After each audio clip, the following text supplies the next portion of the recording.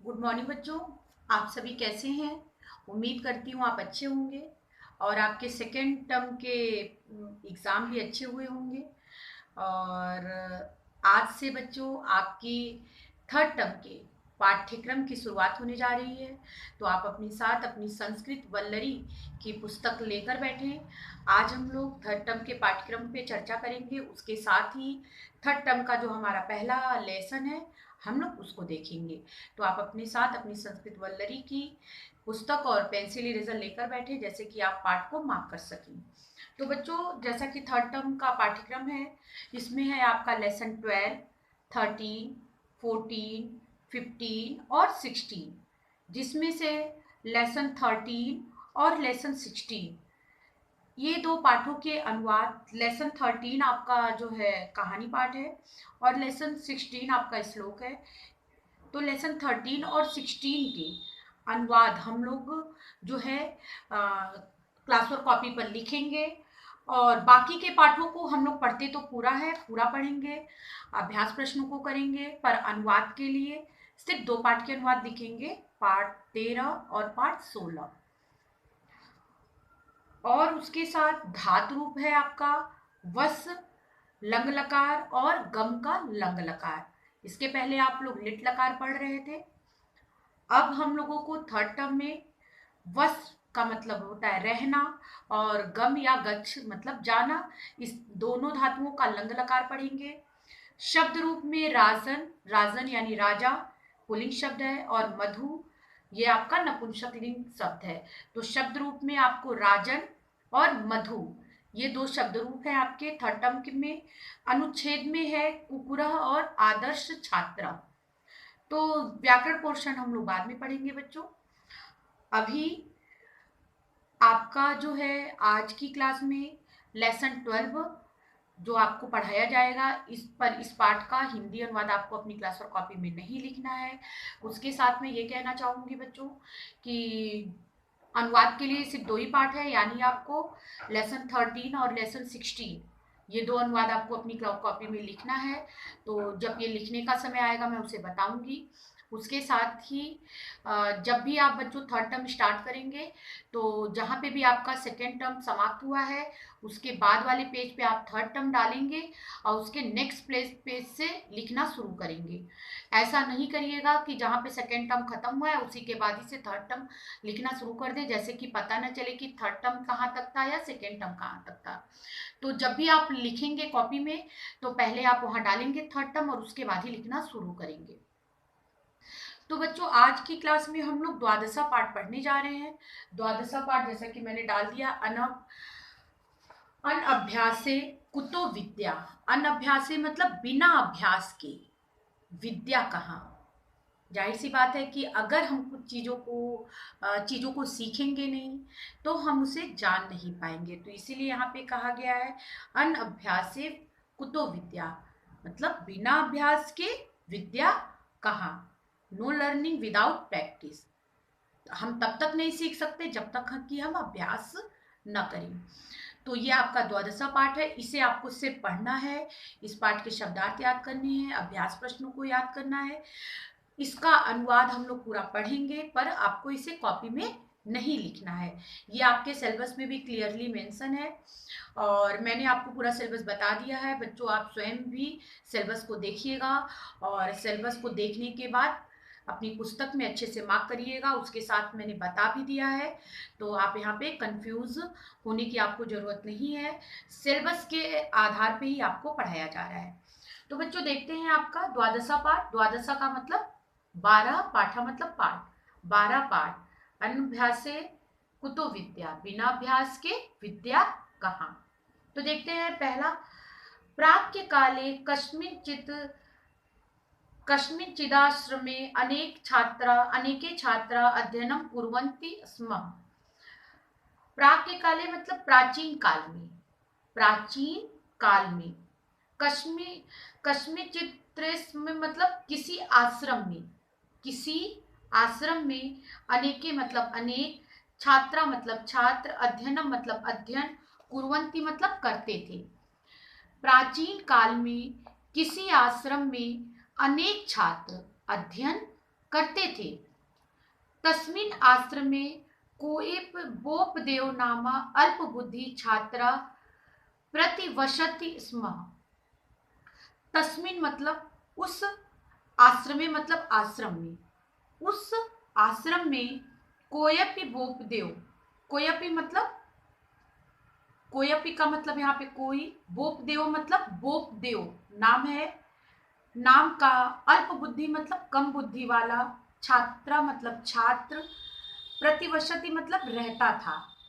उस आश्रम में जो है बोपदेव नाम का अल्प बुद्धि छात्र रहता था। अल्प बुद्धि मतलब जिसका दिमाग थोड़ा कम हो। सह ययम पाठम पठति स्मृति च तम विस्मृति स्म। सह मतलब वह, यह मतलब जो, वह जो, पाठम मतलब पाठ, वह जो पाठ, पठति मतलब पढ़ता था। अब देखिए यहाँ पे स का मतलब वह है, ययम का मतलब जो, वह जो पाठ पढ़ता था, स्मृति, च, च का मतलब और, स्मृति का मतलब याद करता था, और याद करता था। त विस्मृति, त का मतलब जो है उसे, ठीक है, विस्मृति का मतलब भूल जाता था। वह जो पाठ पढ़ता था और याद करता था उसे भूल जाता था। विस्मृति मतलब भूल जाना। तदा, तदा, तदा आश्रमस्य सर्वे छात्रा, तदा का मतलब है तब, तब, आश्रमस्य मतलब आश्रम के, सर्वे मतलब सभी, छात्रा मतलब छात्र, तस्मिन मतलब उस पर, हसंती मतलब हंसते, स्म मतलब थे। तब आश्रम के सभी छात्र उस पर हंसते थे। बोपदेव सर्वदा परीक्षायाम असफला भवति। बोपदेव सर्वदा मतलब हमेशा, परीक्षायाम मतलब परीक्षा में, असफला मतलब असफल, भवति मतलब होता, अस्म मतलब था। बोपदेव हमेशा परीक्षा में असफल होता था। छात्रा ताम मूढ़ इति संज्ञा ददाति स्म। छात्रा मतलब छात्रगण, ताम मतलब उसे, मूढ़ा मतलब मूर्ख, इति मतलब यह, संज्ञा मतलब नाम, ददाति मतलब दिया था, स्म मतलब था। छात्रगण उसे मूर्ख, छात्रगण उसे मूर्ख यह नाम दिया था। एकदा तस्य आचार्य क्रुद्धो भूत्वा तम औदत। एकदा मतलब एक बार, तस्य मतलब उसके, आचार्य मतलब आचार्य अध्यापक, क्रुद्धो मतलब क्रुद्ध, भूत्वा मतलब होकर, तम औदत उससे बोले। एक बार उसके आचार्य क्रुद्ध, क्रुद्ध का मतलब गुस्सा, क्रुद्ध होकर उससे बोले। क्या बोले? भो पुत्र, हे पुत्र, तो भाग्ये विद्या नास्ति। तो का मतलब तुम्हारे, भाग्य मतलब भाग्य में, विद्या का मतलब विद्या, नास्ति मतलब नहीं है, तुम्हारे भाग्य में विद्या नहीं है।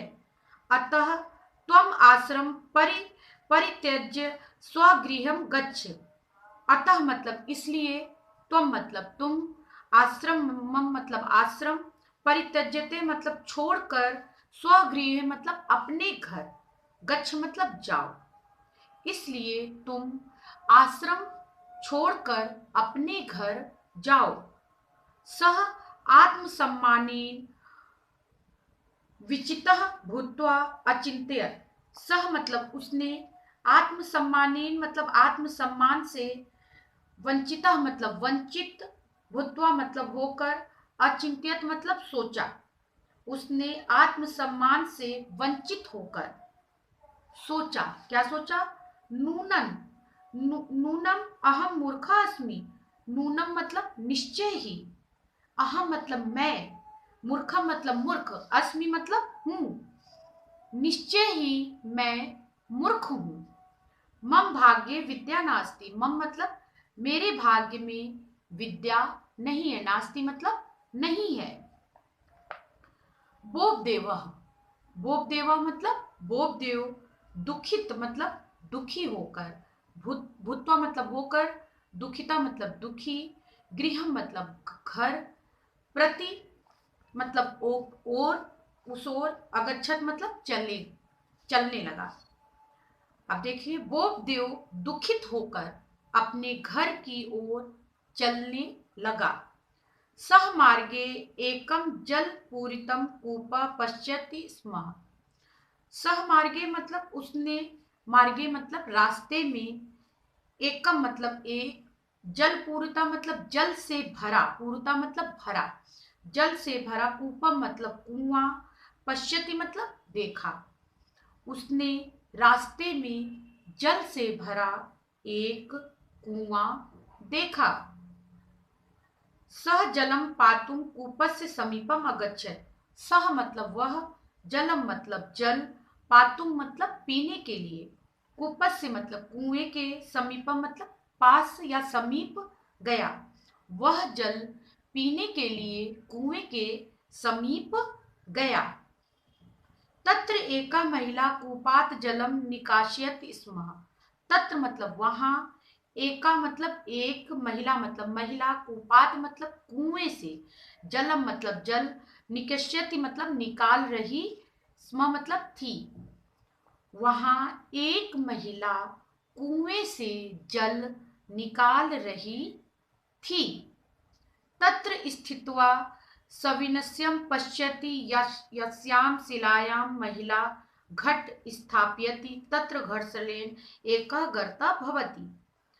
तत्र मतलब वहां, स्थित्वा मतलब उसने, खड़े होकर, सवि सविस्मय मतलब आश्चर्य से, पश्यति मतलब देखा, वहां उसने खड़े होकर आश्चर्य से देखा। क्या देखा? यस्याम शिलाया महिला घट स्थापयति तत्र घर्षणेन एकाग्रता भवति, एकाग्रता भवति। जिस शिलाए मतलब पत्थर, जिस पत्थर पर महिला, घटम मतलब घड़ा, स्थापयति मतलब रखती थी, तत्र मतलब वहां, घर्षणेन मतलब घिसने से, एक, एक मतलब एक, गर्त मतलब गड्ढा, भवती मतलब हो गया था। जिस पत्थर पर महिला घड़ा रखती थी, वहां पर घिसने से एक गड्ढा हो गया था। ता दृष्ट्वाम स विरचयत स्म। ता मतलब उसे, दृष्टवा मतलब देखकर, विरचयति मतलब सोचा। यदि रज्ज्वा शिलाखंडे गर्ता भवति तहि पुनः पुनः अभ्यासेन अहम अपि विद्वानं भविष्यामि। एतत् विचार्य सः पुनः आश्रम प्रति अचलयत्। यदि यदि रज्ज्वा, यदि रज्ज्वा मतलब रस्सी से, शिलाखंडे मतलब पत्थर पर, गर्त मतलब गड्ढा, भवती मतलब होता है, तहिर मतलब तो, पुनः पुनः मतलब बार बार, अभ्यासेन मतलब अभ्यास से, अहम मतलब मैं, अपि मतलब भी, विद्वान मतलब विद्वान, भविष्यामि मतलब बन जाऊंगा। यदि रस्सी से पत्थर पर गड्ढा होता है तो बार बार अभ्यास से मैं भी विद्वान बन जाऊंगा। एतत् विचार्य स पुनः आश्रम प्रति अचलयत्। ऐसा विचार कर वह फिर से आश्रम की ओर चल पड़ा। तो बच्चों, आपने देखा कि कितनी अच्छी ये कहानी है कि हम कठिन से कठिन काम को भी अभ्यास के द्वारा सीख सकते हैं, और बिना अभ्यास के हमें कोई भी काम करने में कठिनाई महसूस होगी। तो इसीलिए आप भी मेहनत से पढ़ें। और अभी आपका अंतिम पैरा बचा हुआ है, इसे हम लोग नेक्स्ट क्लास में करेंगे।